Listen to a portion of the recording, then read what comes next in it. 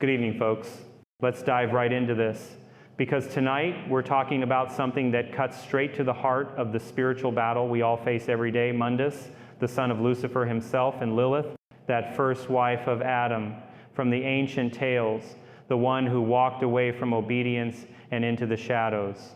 Now, I say this not to spin a yarn or scare you half to death, but because in my line of work, over these past 20-some years as an exorcist here in the Archdiocese of Indianapolis, I've seen enough to know that stories like this aren't just old legends. They're echoes of the real darkness that knocks at our doors, and understanding them helps us lock that door with prayer and the sacraments. Picture this: deep in the bowels of Inferno, that infernal pit where the air itself burns with resentment, Mundus comes into being. His father, Lucifer, the fallen angel, the morning star who couldn't stomach serving God and tumbled from heaven in a blaze of pride, sires him with Lilith. You remember her from those whispered Genesis stories, the woman created equal to Adam, but who refused to lie beneath him, uttering the secret name of God to fly away on demon wings. She becomes the mother of night wanderers, the seductress of the wild places, and in this unholy union, Mundus is born, not with a cry of innocence, but with a growl of entitlement. Lilith dotes on him, you see, spoils him rotten, trains him in the arts of manipulation and cruelty, whispering that the world is his to twist and break. But Lucifer? He looks at his boy with nothing but contempt, beating down any spark of weakness, forging that hatred into a blade sharper than any sword from hell's forges. And oh, how that hatred festers. Mundus grows up in the flames of Inferno, a prince among demons, but he's no mindless brute. No, he's clever, cunning in a way that reminds me of those possession cases where the demon starts with a whisper, not a roar. He hears the humans up there on earth, doesn't he? From his perch in the abyss, he catches the scent of our world, simple folks like you and me, tilling soil in the Midwest fields or clocking in at the factory, but laced with that raw potential for sin and glory. We're not perfect, brothers and sisters. We stumble into pride, lust, envy, but that's what draws him. Our freedom, our choice to love or rebel, it's like fresh bread to a starving man. Mundus fixates on it, envies it, craves it. Why rule shadows when you could wear the light as a mask? So he does what any ambitious fiend would. He slips into our realm in disguise. Not as some horned monster from a Hollywood flick, no. He comes as a god, beautiful and radiant, all golden light and promises of power. Think of those ancient cults, the ones where folks built altars under oak trees or in hidden caves, offering up their wills on a silver platter. Mundus woos them, turns farmers into fanatics, mothers into mediums, all while his true form shifts beneath the glamour.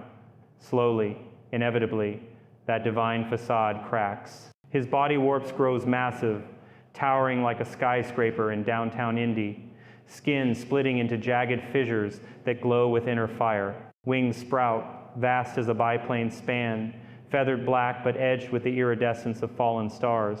And at his chest, a core, an eye that sees too much, three pupils swirling in a gaze that strips souls bare. I've felt that gaze, not his exactly, but something kin to it in a session last spring. A young woman from Carmel, possessed by a lesser imp, her voice dropping to a rumble that shook the room like thunder rolling over the cornfields. The air turned foul like sulfur from a busted sewer line. In her eyes, Lord have mercy, rolled back to whites with pinpricks of red. That's Mundus's allure. He doesn't just tempt, he transforms. He sees our hidden hungers, the boss who crushes his workers out of greed, the politician who sells votes for a fat check and fans them into infernos. But here's the grace in it, friends. That same freedom he envies, it's our shield. When he comes knocking, disguised as success or forbidden knowledge, we don't have to answer.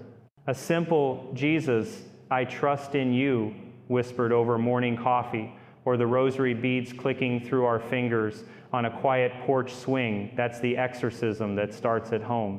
Now Mundus's power, it's vast, outstripping most of hell's nobility, though he bows his head to heavyweights like Satan or old Beelzebub himself. He commands legions, summons beasts from the void that could swallow a semi-truck whole, draws energy from forgotten idols buried under desert sands or drowned in ocean trenches. Even the Greek gods, Ares with his war frenzy, Hades brooding in the underworld tremble at his whispers, for he dreams of toppling them all. But it's us mortals he fixates on, because we're the prize, conquer earth, and heaven weeps. His tyranny knows no mercy. He rules inferno with an iron fist wrapped in velvet lies, expanding borders through wars that paint the pits red, scheming alliances that shatter like glass under a heel. Yet for all his might, Mundus is a study in isolation, that spoiling from Lilith-bred arrogance, a brittleness I've seen in demons. During rites, they lash out when cornered, revealing the fear beneath the fury. Lucifer's scorn, it echoes in every betrayal he inflicts, a cycle of pain passed down like a cursed heirloom. And that's the hook, isn't it? The devil's family tree is rotten at the root, all pride and no love, while ours, flawed as we are, blooms under the cross. I recall a case in Lafayette, a father haunted by his boy's suicide, the air thick with whispers blaming God. We prayed through the night 40 hours straight, and by dawn peace settled like dew on the Wabash River banks. Mundus wants that peace for himself, twisted into dominion, but he can't have it, not while we hold the light. So here we are, at the dawn of his story, a demon prince, warped by parental shadows, gazing upward with eyes full of theft. He doesn't hate us for our sins, he hates us for our shot at redemption. And in that, friends, lies our first victory. Let's pause there tonight. Let it sink in like the chill of an October evening. Next time, we'll trace how that gaze turns to action, the plots that shake hell's foundations. But for now, bow your heads with me. Lord Jesus Christ, Son of the living God, have mercy on us sinners. Amen. And go home, maybe grab a cone at the Parlor Vanilla with sprinkles, my treat in spirit, because grace tastes sweet after staring down the dark.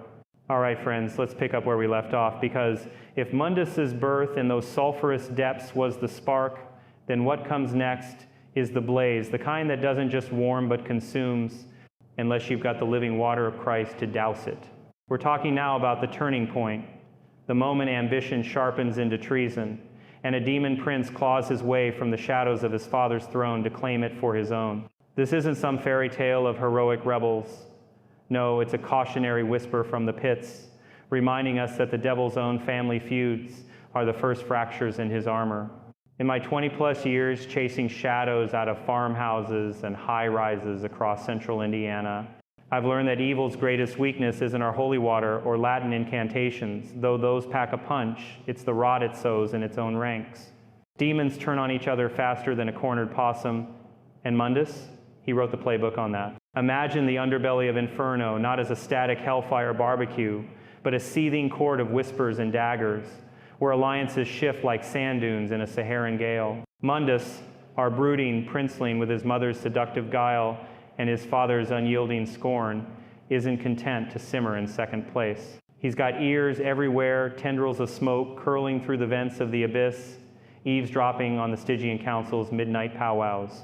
That's the high table of hell's hierarchy, folks, where Lucifer lays out his grand design, a new world order he calls it, a symphony of chaos to eclipse heaven's harmony. Armies marshaled from the outer rings, portals cracked open like eggshells to spill brimstone on the green earth above.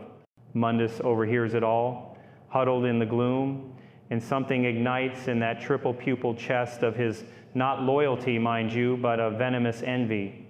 Why should the old man orchestrate the end times when he, the son, could conduct the overture himself? So he starts scheming, quiet as a confessional murmur, but twice as deadly. First, he courts the fallen ones, angels like Metatron, who tumbled with a grudge clutched tighter than a miser's wallet.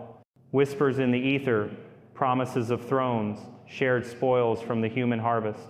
It's the same playbook I see in possession cases, where a low-level spirit latches onto a family's grief, promising solace if they'll just invite one more friend through the Ouija board. By Easter of last year, I had a family in Muncie, good Catholics, mine, whose teenage daughter dabbled in those online tarot apps, thinking it harmless fun.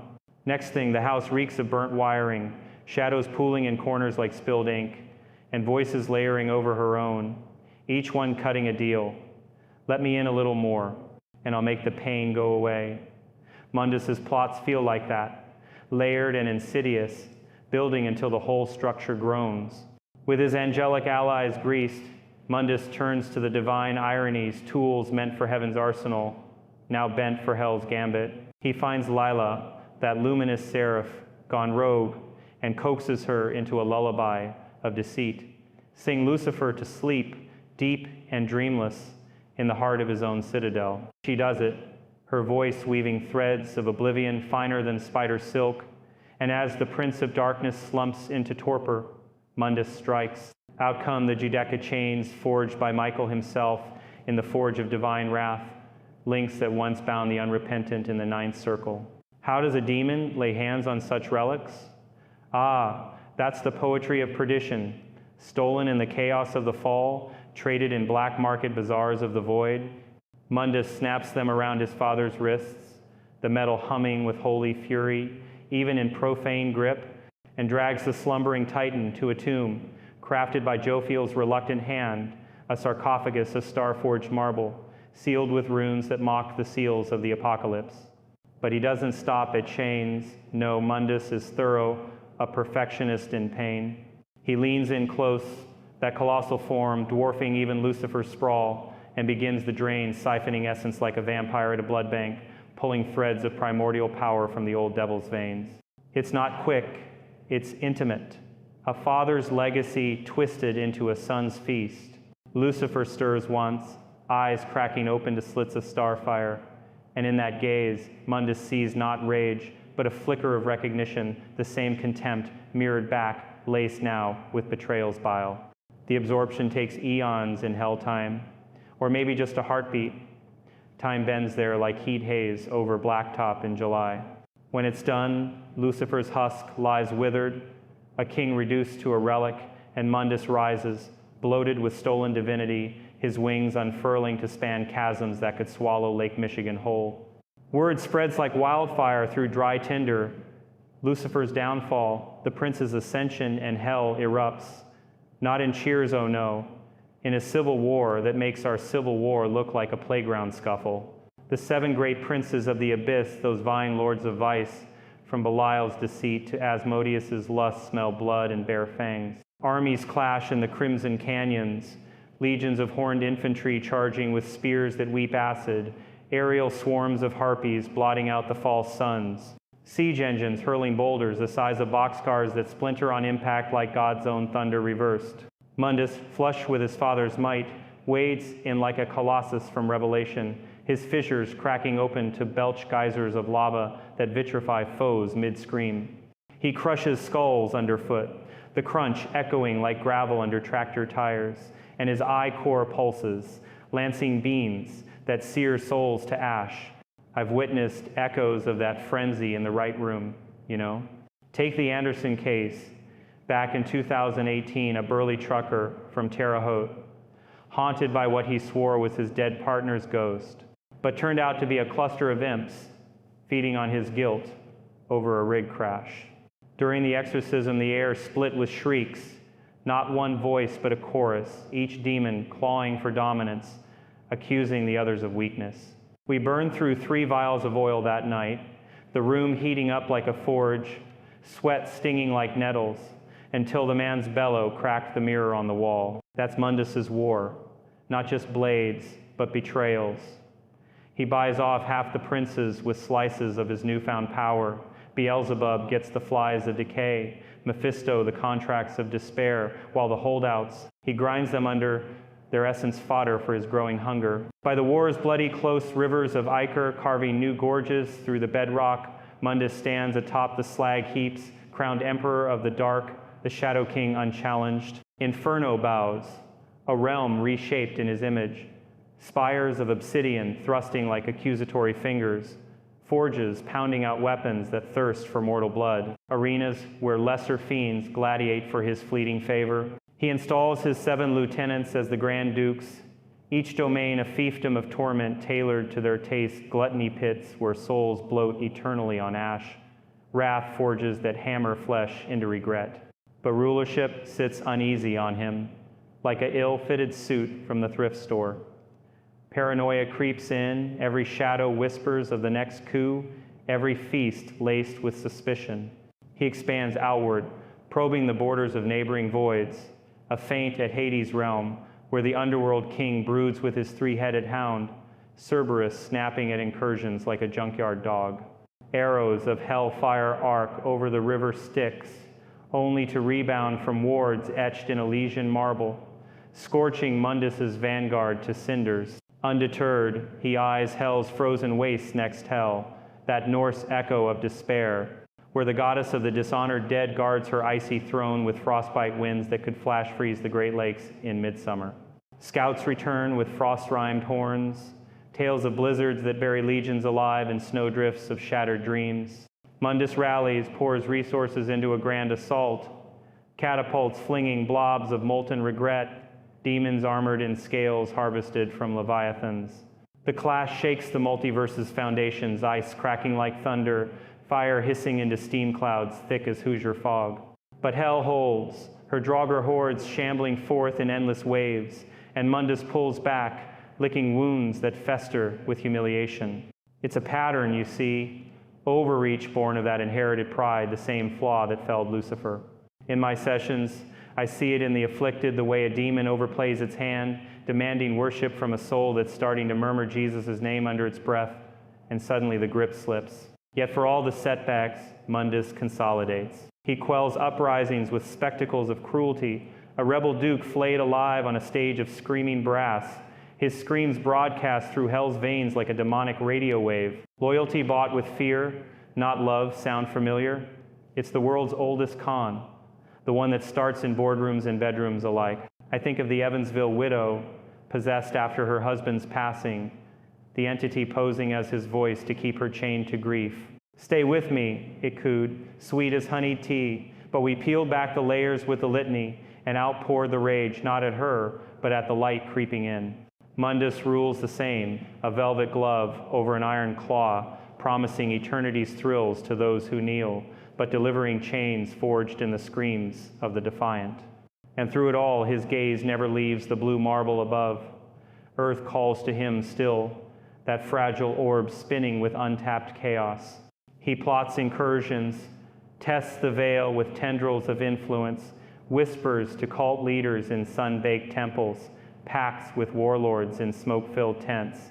But deeper schemes brew, alliances with old foes like Belial, who once schemed against him but now sees profit in partnership. Together, they orchestrate a palace coup against the deceiver himself, Mundus providing the muscle, Beelzebub the maggots of misinformation. It succeeds in part, Belial toppled, his libraries of lies raised, but it sows seeds of future strife, reminding even emperors that no throne in hell is safe. As his empire solidifies, Mundus turns architect, commissioning Mulciber, that fallen craftsman of Babel's tower, to bore the seven gates of hell. Portals of brass and bone, each keyed to a sin's resonance, wide enough to march armies abreast, rimmed with thorns that drip forgetfulness. Through them, he dreams of flooding the world, demons pouring into cities like New York or Chicago, turning subways to slaughterhouses, Wall Street to altars of avarice. But to lead the charge,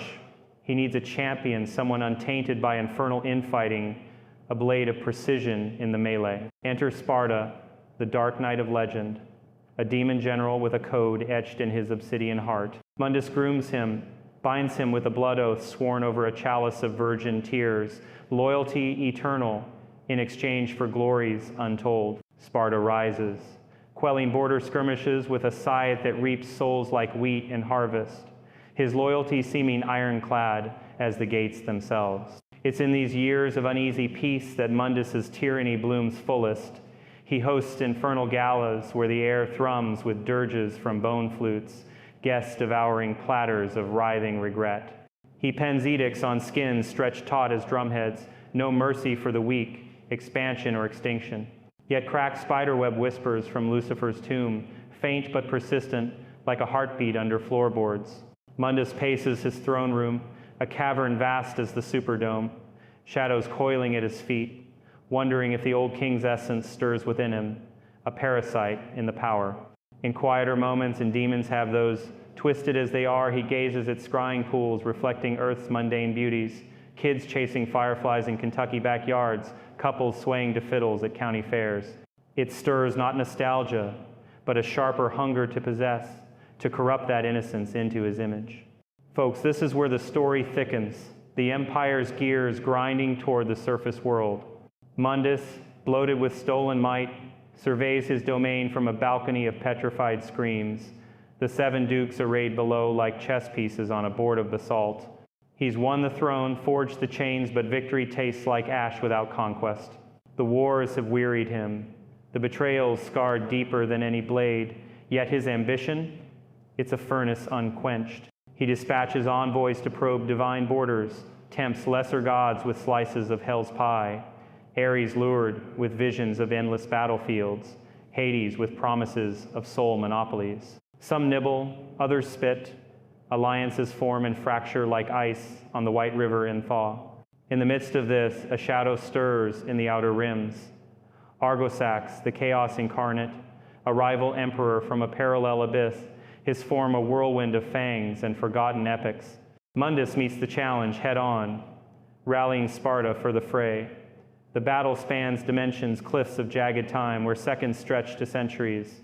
Skies, raining meteors, the weight of locomotives. Argosax lashes with tendrils that unravel reality, but Mundus counters with blasts from his core eye, beams carving canyons through the fray. Sparta flanks, his demon arm cleaving horrors mid-manifest, and together they shatter the foe, Argosax's essence scattered like chaff in a gale. Victory cements Mundus's rule, but at cost.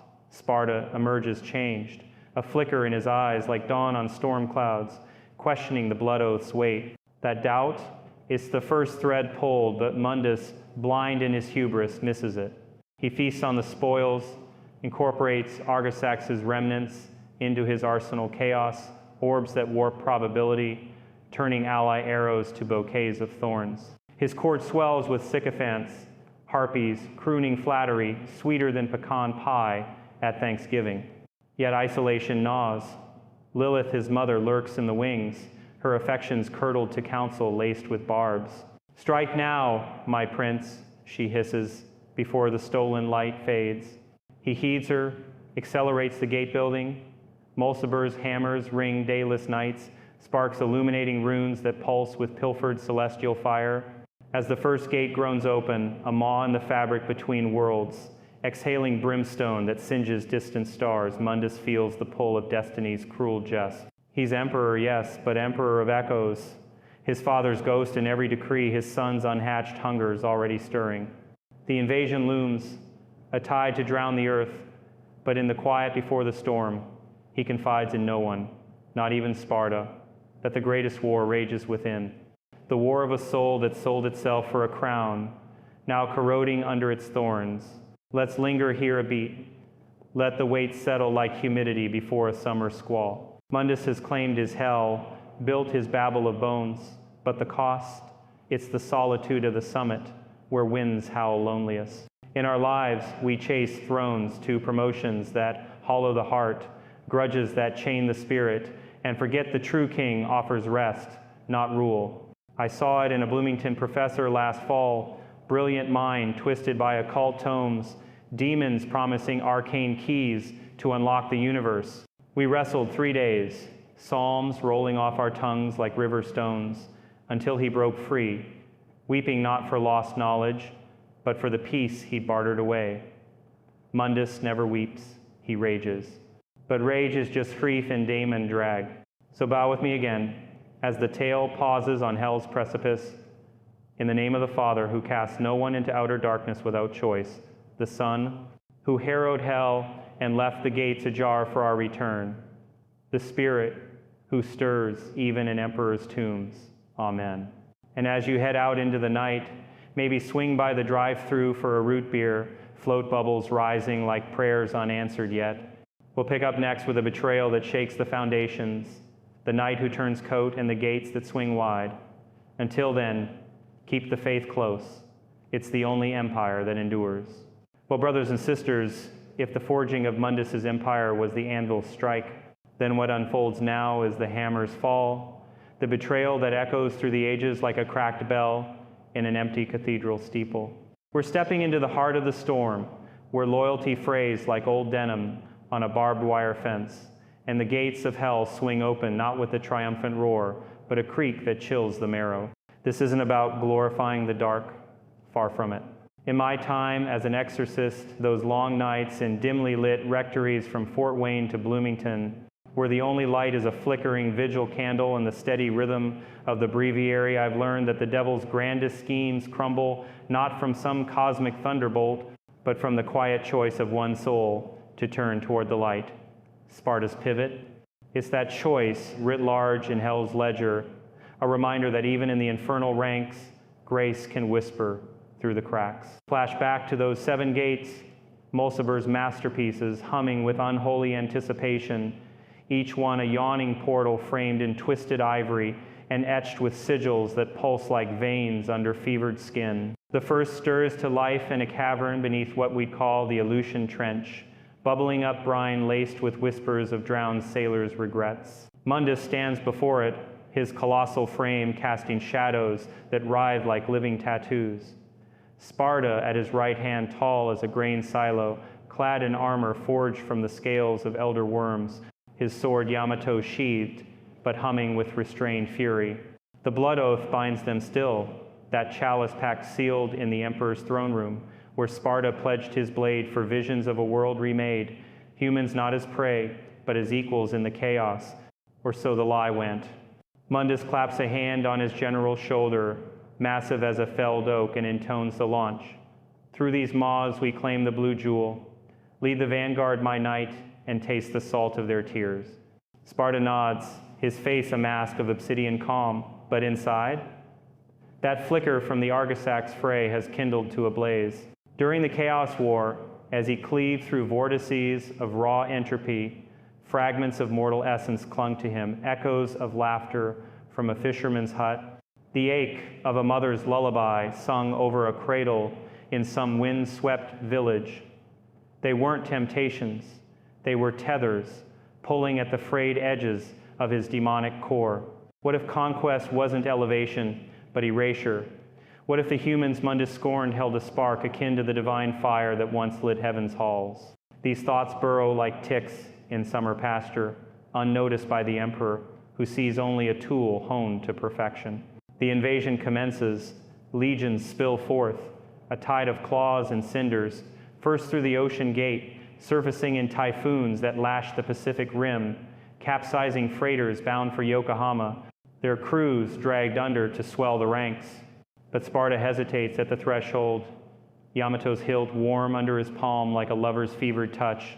He remembers Mundus's court, the galas where harpies preened and dukes diced with loaded bones, but also the undercurrents, the emperor's rages that leveled spires when a toast fell flat, the way Lilith's counsel twisted into barbs that drew blood from her own son's pride. And now, this flood, demons rampaging through atolls, turning coral reefs to boneyards, their howls mingling with the cries of islanders fleeing into the surf. Sparta halts his phalanx mid-charge, the air thickening with their confusion, horns glinting under bioluminescent waves. This is not elevation, he mutters, voice like gravel under boot heels. And in that mutter, the oath snaps, not with fanfare, but a silent severance, blood boiling in his veins as the pact recoils. Word races back through the ether tendrils faster than a prairie fire in August drought. Mundus, mid-feast in his obsidian eyrie gorging on platters of crystallized despair, wine the hue of congealed night, feels the rupture like a gut punch from a heavyweight champ. His core eye flares, scrying the betrayal in vivid crimson. Sparta, turning Yamato on his own lieutenants, the blade a silver blur that parts flesh and fetches souls in its wake. Traitor, the emperor bellows, voice cracking the vaulted ceilings, shards of rock plummeting like judgment hail. He surges from his dais, wings mantling to eclipse the false stars overhead, and hurtles through the realms, a comet of fissured fury. The confrontation erupts on a shattered atoll, waves crashing like applause for the damned. Sparta's forces now a ragtag alliance of demons touched by his doubt, clashing with Mundus's reinforcements, pouring from secondary rifts. It's a melee for the myth books. Sparta's precision strikes weaving through the emperor's sweeping blasts, Yamato clanging off fissures that belch plasma hotter than a steel mill's heart. Mundus towers, his form swelling with rage, fissures widening to swallow lesser foes whole. But Sparta dances the edge, dodge, parry, counter like a fencer in a Louisville dueling club. Every move a testament to the agility born of infernal nobility. The tide turns when Sparta channels the blade's void magic, slicing a rift that funnels Mundus's own energy back at him, a feedback loop that scorches the emperor's wings to tatters, ichor raining like oil slicks on the sea. Wounded, bellowing oaths that curdle the brine, Mundus retreats, but not before vowing vengeance etched in eternity's stone. You seal your line in sorrow, night. I will unmake what you cherish. Sparta seals the gates in the aftermath, Yamato's edge, tracing closures that knit reality's wounds with threads of borrowed celestial light, a grace he scavenges from the veil's fringes. The invasion sputters, demons scattered like confetti in a gale, some slinking back to Inferno's grudging embrace, others lingering in the mortal weave as poltergeists and tempters, seeds for future woes. Sparta vanishes into the human world, cloaked in flesh to walk among us, wedding Eva, a beacon of unscarred soul, her eyes like spring skies over the Appalachians and siring twins. Dante, fire-haired rogue with a grin sharp as his pistols. Virgil, silver-locked scholar of the shadows, hungering for power's poetry. For a spell, peace settles, or its illusion. Sparta trains them in the old ways, swords singing in moonlit glades near what might be the Smoky Mountains. Eva's laughter a balm on old scars. But Mundus, he doesn't lick wounds in defeat's corner, he nurses them into weapons. Holed up in a marble mausoleum mimicking Lucifer's tomb, cold vaults echoing with the drip of regretful stalactites he regenerates, essence knitting like scar tissue over a third-degree burn. The betrayal festers, a cancer in his core, twisting admiration for his wayward general into a vendetta personal as a family feud at a backwoods reunion. He dispatches spies, impish wisps that flit like fireflies through the ether, haunting dreams with visions of fractured homes. They find Sparta's haven, a quiet estate nestled in rolling hills, perhaps the Virginia countryside, where the twins spar under apple blossoms and Eva tends roses that defy the encroaching frost. Mundus's command is swift, surgical, not the night, but the light that tamed him. Assassins slither forth shadow blades with venom that eats light slashing through the night. Eva's final cry, a lullaby shattered on the wind. The lost guts Sparta, hollowing him like wind through a gutted barn, but it steals him too. He confronts the emperor in the ruins of a gate nexus, a shattered nexus in the rocky shadow, where ley lines hum like power cables underfoot. The rematches roar, no armies to buffer, Sparta's form unleashed, horns curling like rams, against Mundus's mended bulk, fissures sealed but pulsing with pent fury. They clash atop precarious spires, Yamato carving gashes that weep starlight, Mundus's eye lance grazing to blind one of Sparta's eyes to milky void. It's Sparta who prevails, driving the knight's blade into the emperor's chest core. Not to kill demons, don't die easy, but to bind. Chains of void energy, woven from the gate's remnants, wrap Mundus tight, dragging him back to a sub-realm prison. A pocket void suspended between worlds, walls of mirrored regret where every reflection mocks his fall. His legions, leaderless, fracture, some pledging to Sparta's exile code, others scattering to lick their own ambitions. Sparta seals the breach, but the cost, it's etched in his son's fates.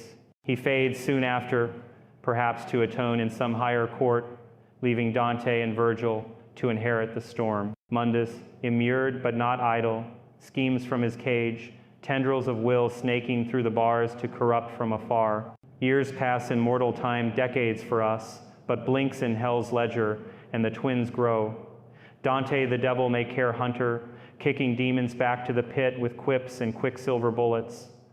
Virgil, the seeker, delving into forbidden tomes and dusty libraries akin to those in Oxford, Ohio, chasing the power to rival gods. Mundus sensed weakness in the elder's ambition, a mirror to his own, and baits the hook. Visions in rain, slick streets, whispers in the crackle of a vinyl record spinning blues in a dive bar. Virgil bites, drawn into a rift during a skirmish with lesser fiends, tumbling into Inferno's maw.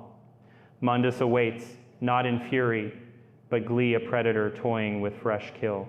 The torture begins subtle, chains of frostbite ether binding the youth in a chamber of perpetual dusk, walls etched with runes that replay Eva's death on loop, her screams harmonizing with Lucifer's ancient snarls. Virgil resists, Yamato borrowed from his father's vault, flashing in futile arcs, but Mundus is patient, a surgeon of souls. He injects corruption drop by drop, infusions of demonic ichor that warp the veins, twisting blue blood to midnight hue, horns budding like thorns on a crown of briars. Join me, the emperor coos, voice silk over razor, and wield the throne your father spurned. Virgil breaks, not with a snap, but a gradual erosion, like limestone under acid rain in the karsts of southern Indiana. Reborn as Nilo Angelo Knight of the new dark armor, a fusion of Sparta's legacy and Mundus's malice, Virgil becomes the emperor's blade, a mockery etched in every parry. Mundus parades him through the recovering pits, quelling fresh mutinies with the sun's precision strikes, each kill a twist of the knife in absent sires. But the core remains, a sliver of resistance, buried deep as coal seams under Terre Haute, waiting for spark. Mundus, sensing it, escalates. Sessions in the agony forges, where bellows pump not air but echoes of betrayal, Sparta's pivot replayed in holographic torment, Eva's face melting into Lilith's leer. The air reeks of ozone and regret, Virgil's howls joining the chorus, but the emperor savors it, a vintage aged in oak of obsession. Emboldened, Mundus plots resurgence. From his void prison, he marshals remnants, the male branch, those clawed overseers of the fifth Bolgia, their grapples itching for fresh meat, Alastor, the gluttonous storm lord, whose gales could uproot orchards in a heartbeat. They breach the seals, piecemeal, tendrils testing the mortal veil hauntings in Hollywood backlots, possessions in Wall Street, trading floors where greed amplifies the pull. Dante feels it, that twin tug like a phantom limb aching before rain, and hunts the anomalies. A cult in the bayou, chanting gates open with rhythms stolen from voodoo drums. A warlock in the Badlands, summoning imps that rustle cattle like spectral rustlers. Each victory narrows the noose, leading to the nexus. Mallet Island, a fog-shrouded rock off Maine's jagged coast, where the primary gate yawns anew, exhaling frost that snaps lobster traps like twigs. The second invasion erupts there, a symphony of ruin. Demons swarming the docks, turning fishing boats to bonfires, Nilo Angelo at the fore, his helm's visor gleaming with suppressed fire. Mundus manifests partial, a spectral colossus looming through the rift, fissures cracking the sky like lightning veins. Dante arrives, guns blazing ebony and ivory, barking lead laced with holy oil, dancing through hordes with acrobatics that make a Cirque du Soleil troupe blush. The brothers clash first, Yamato versus rebellion in a duel that shatters pines and scars the bluff. Virgil strikes precise as a surgeon's scalpel. Dante's wild as a rodeo bull. Brother, Dante pants mid-flurry.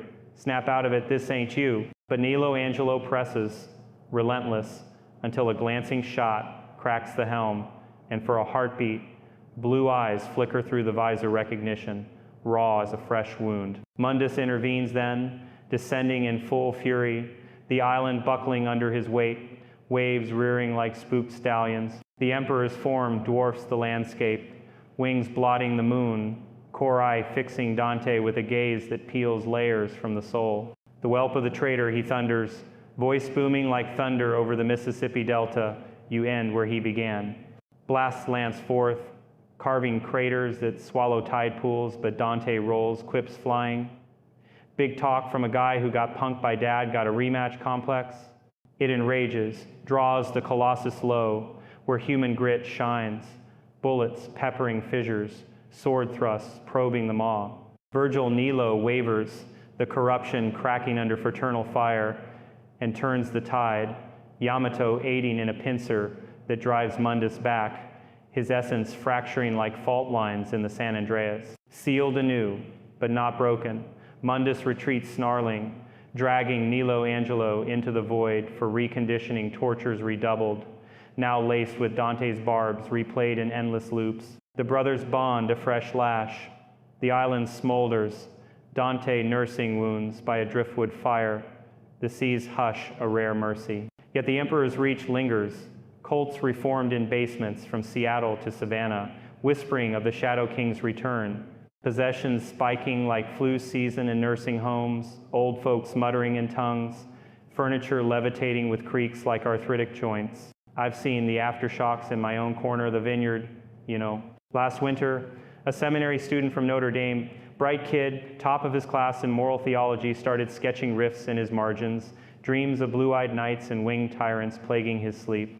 The air in his cell turned clammy as a cave, pages rustling unbidden, and during the minor rite his voice layered with a growl that named names: Sparta, Mundus, a litany of the lost. We fasted through Advent, invoking the intercession of Street, Michael, and by Epiphany the sketches burned clean in the grate, leaving only ash and a vow renewed. That's the invasion's echo, not armies, but insinuations, testing our fences where faith runs thin. Mundus, from his reinforced cage, doesn't rage blindly, he refines the venom.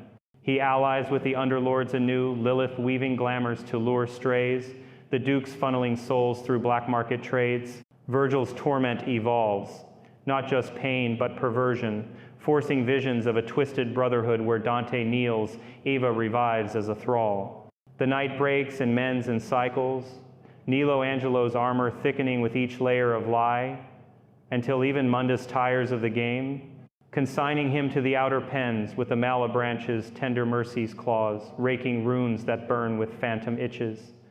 Alastor's winds scouring flesh to transparency. The emperor's gaze shifts broader, to the seals of judgment, those apocalyptic locks Lucifer once guarded. Through proxies, he probes the first nexus in the Himalaya's shadow, guarded by yogic echoes and Yeti-like sentinels.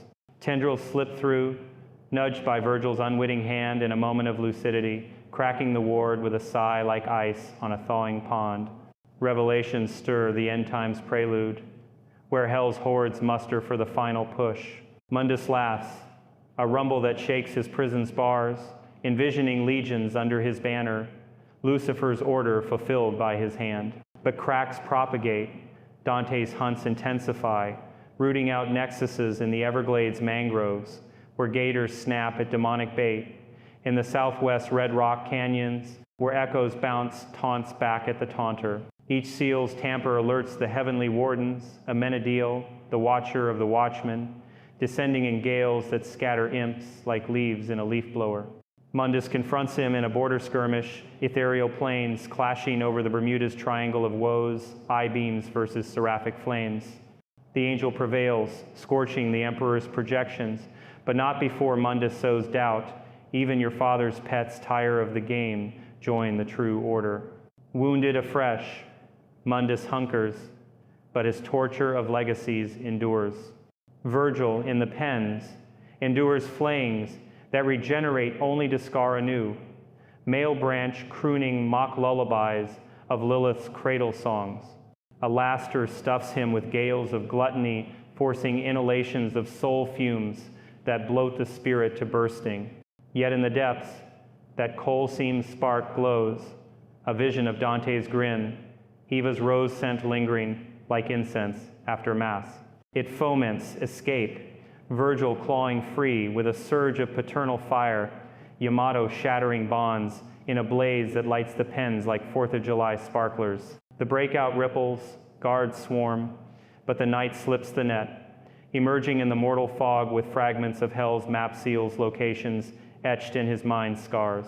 Mundus pursues, spectral hounds baying through the veil, but Virgil allies uneasy with Dante, brothers mending in skirmishes from the Gulf's oil rigs to the Rockies' ghost towns.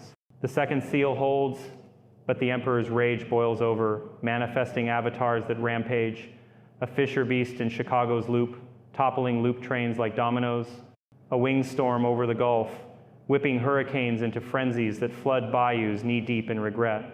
In the rite rooms, I frequent those unassuming spaces in parish halls, smelling of lemon polish and old hymnals. I've traced similar pursuits. A factory worker from Kokomo, haunted by a family curse that turned out to be a grandfather's pact, shadows dogging his shifts like overtime ghosts. The demons bayed during the binding, scents of ozone mingling with machine oil, but with the family's rosary circle, prayers chaining hands across generations, we drove them yelping back. Mundus's hounds flee no less. They're allergic to unity, that stubborn knot of souls tied in Christ's name. As the brothers fortify, Mundus escalates the personal illusions of Sparta's failure projected on city skies, billboards in Times Square, flickering with Eva's pleas. Dante shrugs them off with a shot and a shrug, but Virgil, they reopen wounds, tempting relapse. The emperor whispers through dreams, "Return, my Angelo claimed the power denied you." It nearly snares during a Nexus standoff in the Mojave's heat shimmer, where Virgil hesitates, blade dipping. Dante's call, "Hey, bookworm, family's this way," snaps the thread, and they seal the rift together, Yamato and rebellion, harmonizing in a cut that sings of reconciliation. Mundus, rebuffed, turns to grander torments, allying with underworld fringes, probing Hades' fringes again with bribes of soul shares, only to clash in Stygian shallows. Charon's ferry rocking under the fray, Hell's ice fields next, Draugr legions shambling against his fire wraiths, blizzards burying advances in drifts that entomb ambitions. Setbacks, fuel, fury, but he presses the seals, the third cracking under proxy assault, a cult in the Amazon's canopy, vines twisting into nooses at his command. The narrative arcs toward convergence. Dante and Virgil, scarred but synced, chase the breaches across continents, from Siberian tundras where auroras twist into harpy wings, to Saharan dunes, where mirages manifest as sand demons. Mundus manifests stronger, his prison weakening under sustained will, avatars coalescing into near corporeality. The climax brews on a shattered isle anew, gates yawning wide, the emperor's full form breaching, fissures aglow, wings healed to span horizons, core eye locking on the twins with paternal mockery.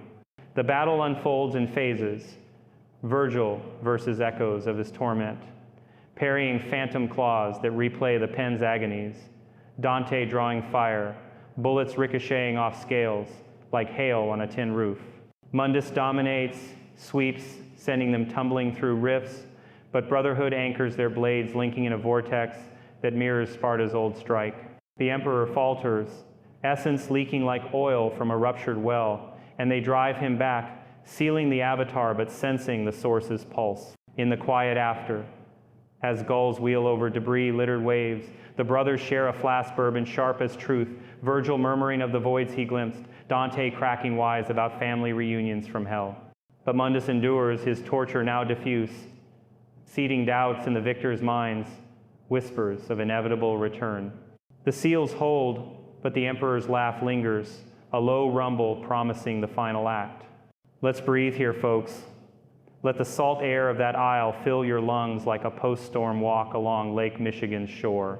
Betrayal's blade cuts deep, invasion's tide ebbs but leaves silt of suspicion, torture's chains chafe even in memory. Yet in every scar, a story of turning of Sparta's choice, the twins bond that grace invades the invader. I recall a couple from South Bend, their marriage a battlefield after an occult fling invited shadows. Demons twisted anniversaries into accusations, but through counseling laced with Eucharist, they reforged vows stronger than steel. Mundus breaks on such forges. Kneel with me as the tempest pauses. Hail Mary, full of grace, whose yes shattered hell's gates wider than any sword. Amen. And tonight, treat yourself to a slice of cherry pie at the diner tart as repentance, sweet as hope. Next, we face the endgame, where even emperors taste defeat's dust. Hold fast. The light outlasts the longest night. Now, my dear friends, if the betrayals and invasions were the thunderclaps rolling across the infernal horizon, then this final chapter is the lightning strike, the raw, searing truth that even the mightiest shadows bow to the dawn. We're at the crescendo, where Mundus's endless vendettas collide with the unbreakable chain of redemption, and Hell's emperor tastes not just defeat, but the bitter gall of his own making. But let's be clear from the jump, this isn't a tale to gloat over fallen foes or indulge in some gothic thrill. No, in the quiet hours after a long rite, when the afflicted soul slumps into exhausted peace, and the only sound is the tick of a wall clock in a parish office in Evansville, I've come to see these sagas as parables. They mirror the skirmishes we wage in our own hearts, the temptations that promise thrones but deliver thorns, the grudges that chain us tighter than any demon's fetter. Mundus's end? It's a mercy wrapped in judgment, a reminder that God's patience outlasts every rage, and our greatest weapon isn't fury, but forgiveness forged in the fire of the Eucharist. Picking up from those smoldering aisles and fractured seals, where the brothers' blades had driven back the emperor's avatars like wolves from a shepherd's flock, Mundus sees in his void prison a realm now laced with hairline fractures from the strain of his projections. No longer content with proxies and whispers, he channels every ounce of that pilfered paternal essence into a grand unraveling. The mirrors of his cage, once mocking reflections of failure, now warp under his will, bending into conduits that siphon ambient chaos from the multiverse's fringes, stray bolts from Olympian thunderbolts, wisps of Niflheim's chill that seep through hell's borders, even echoes of Aztec blood rites long faded into jungle overgrowth. His form reconstitutes incrementally, fissures sealing with obsidian scar, wings regenerating feather by feather, each one tipped with barbs that hum like tuning forks tuned to discord. The core eye, dimmed to a sullen ember after the twins' assault, reignites to a baleful supernova.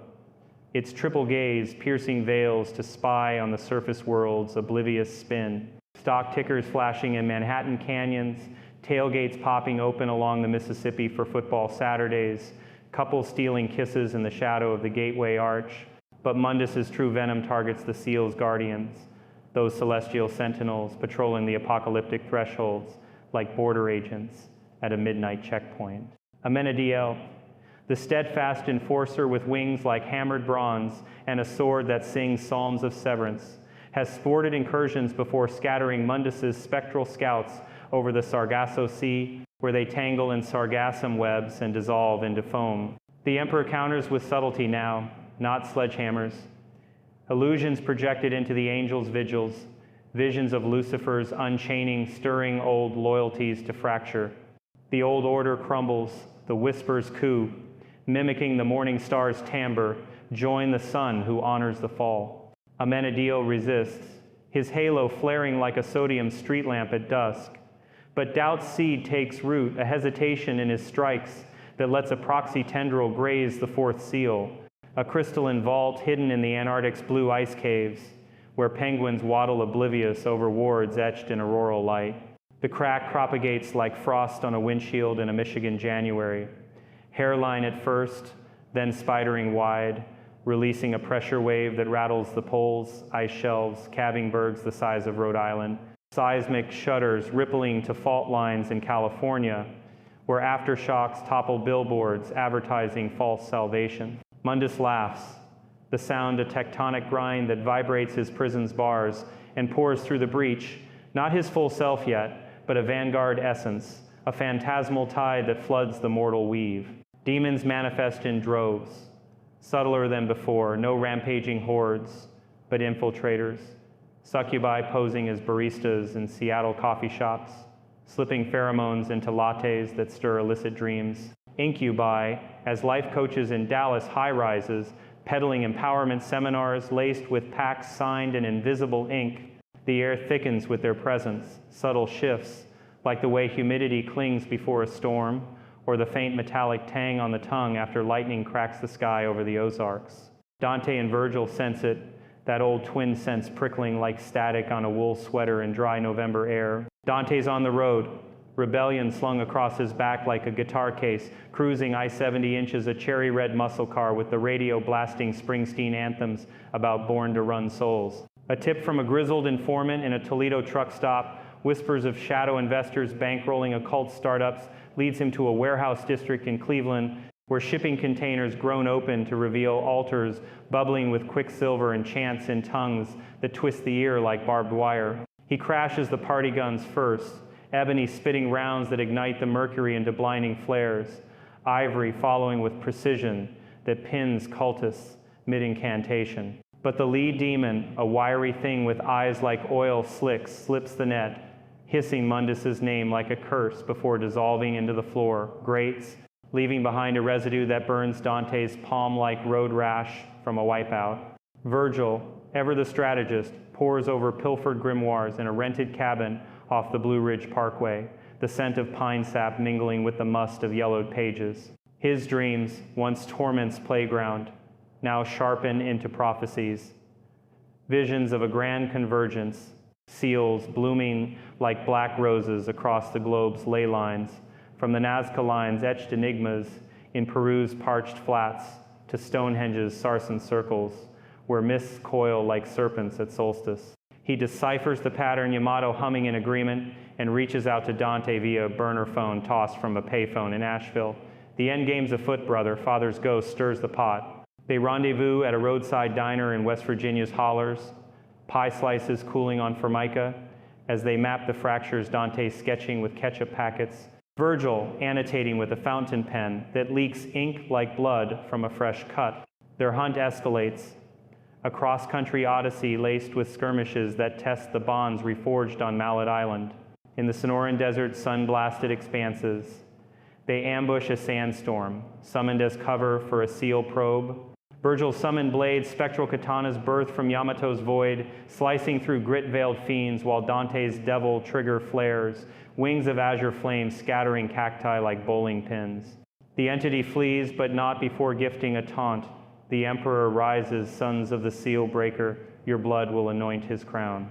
It stings, dredging Eva's memory like silt from a stirred creek bed. But they press on, hitching rides on freight trains, rumbling through the Appalachians, where coal dust blackens the air and old miners spin yarns of pit demons that echo too true. Mundus, feeding on the chaos, accelerates his egress. The fifth seal, a luminous orb suspended in the Mariana Trench's abyssal, black, guarded by bioluminescent leviathans, shatters under pressure from deep-sea proxies.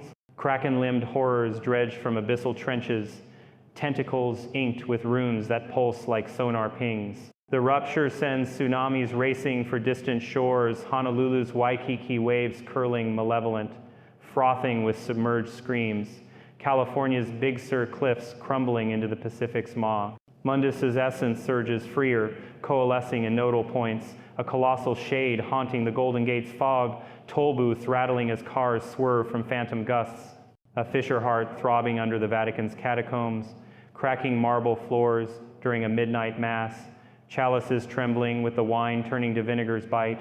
Heaven mobilizes, but the emperor's gambit exploits fractures in the divine ranks. Beelzebub, that fly lord of putrefaction, defects from uneasy truth, swarms of maggot-winged spies infiltrating seraphic councils, sowing discord with buzzes of half-truths. Mundus honors the old ways, Lucifer's vision, untainted by mercy.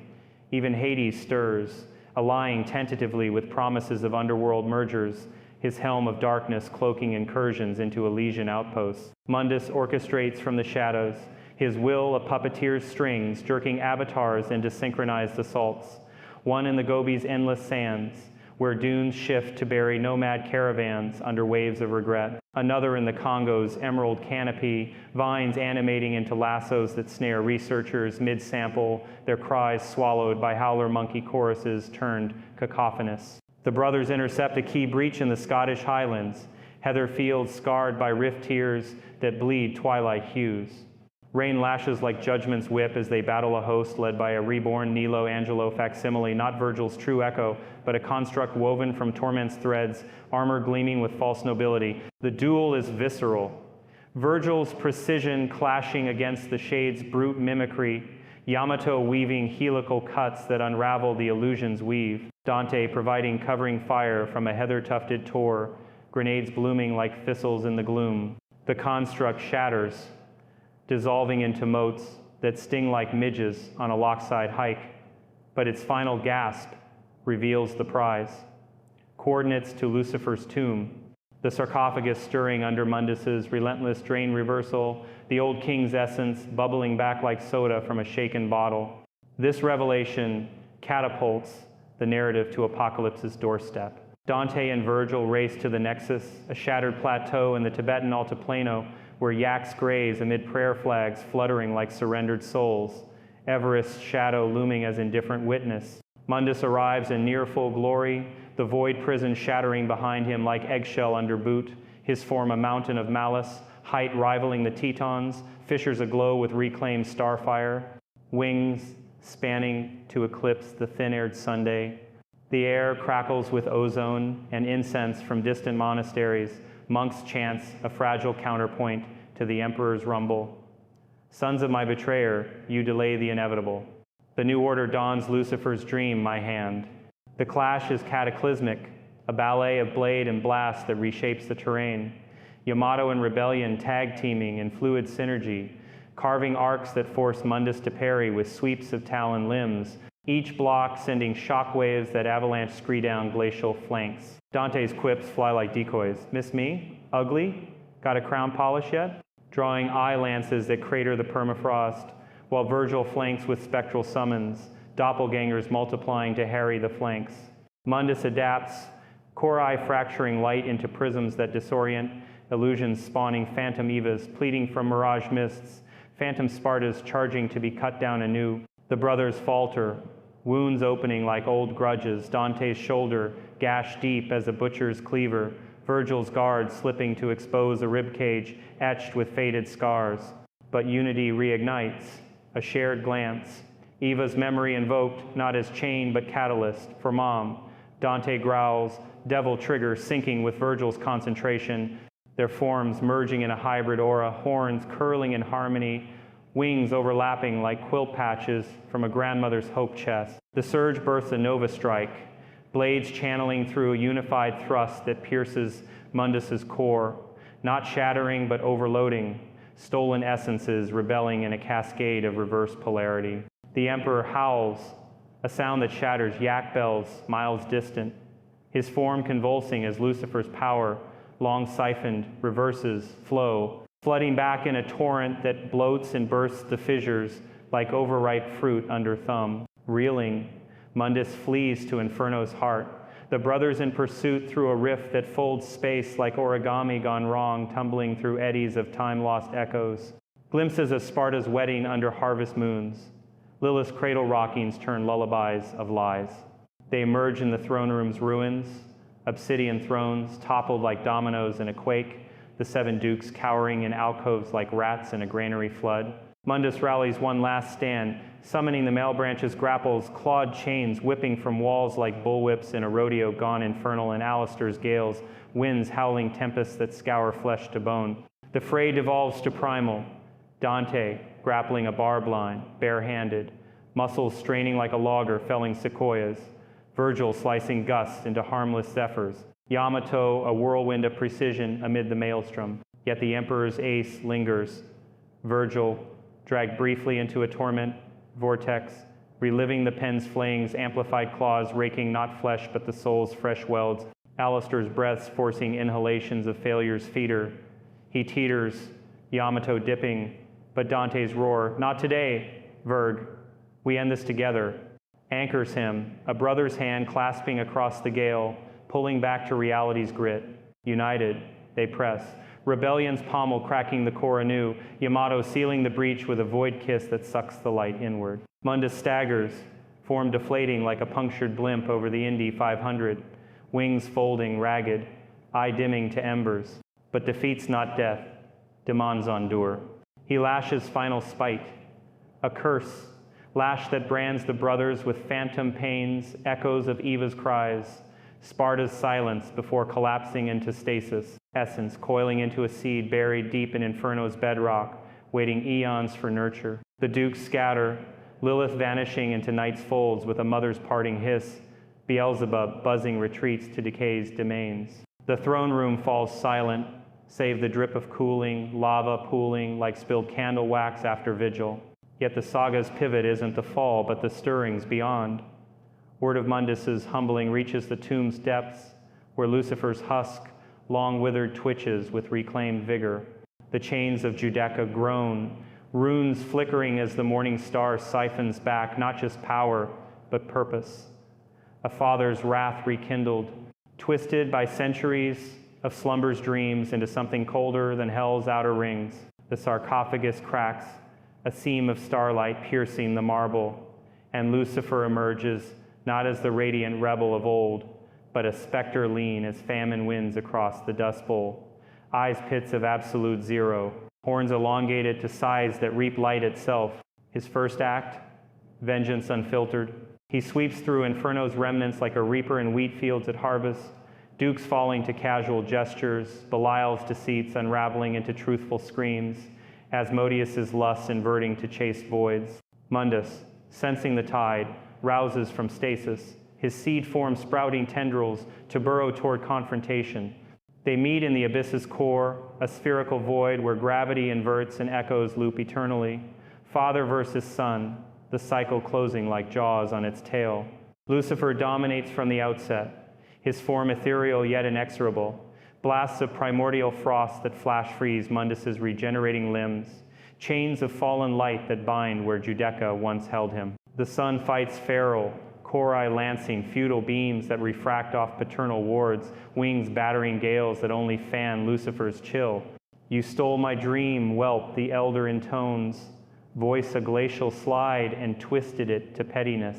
Mundus retorts with blast born of Lilith's firebolts that sear but glance, fissures belching countermeasures that Lucifer quenches with a palm's press. The drain reverses fully now, essence flowing not as theft but tidal pull, Mundus withering as his father's silhouette swells, horns gleaming with recaptured morning gleam. The Emperor's final roars a plea masked as defiance, I am your legacy, but Lucifer's laugh is winter's crack. Legacy, you were my mistake. The absorption culminates in conflagration, Mundus's form imploding, fissures collapsing inward to a singularity that devours his mass, leaving only a husk charred as a Yule log after 12th night. Flames white-hot, unhellish lick the remnants, reducing even the core to ash that scatters on void winds, whispers of eternal grudge fading into silence.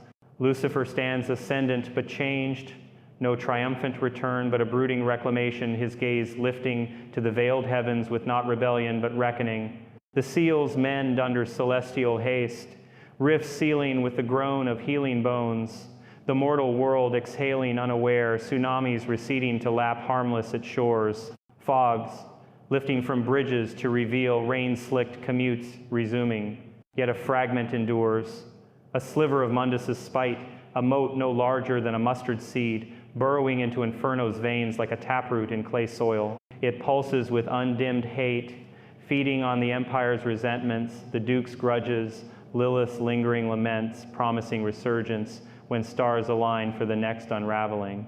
Dante and Virgil, emerging from the rift into a dawn breaking over the altiplano, feel its echo, a chill on the neck like dew at pre-dawn vespers, but they share a nod, blade sheathed, turning toward the human tapestry, Dante to his agency in the city's underbelly, Virgil to scholarly pursuits in quiet university towns. Brothers bound not by blood alone, but by battles that birth something unbreakable. In the wake, the multiverse sighs. Hades withdraws to his rivers, Beelzebub to his swarms, the Greek pantheons to their marble myths.